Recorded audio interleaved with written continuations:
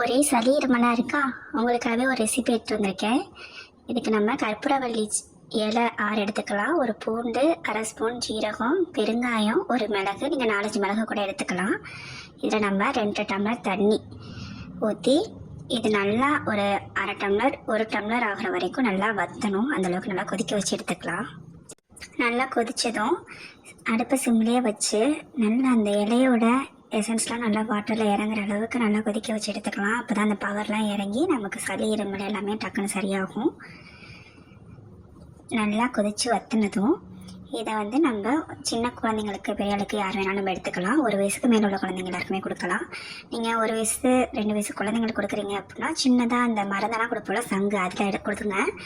இதே ஒரு 4-5 வயசு பிள்ளைங்களுக்கு கொடுக்குறீங்கன்னா 1/4 டம்ளர் வரைக்கும் எடுத்துக்கோங்க. பெரிய ஆளுங்கள்லாம் 1/2 டம்ளர் வரைக்கும் குடிக்கலாம். இந்த மாதிரி ஈஸி ரெசிபீஸ்க்கு நம்ம நியூ குக்கிங் சேனலை ஃபாலோ பண்ணிக்கோங்க. ஓகே, பாய்.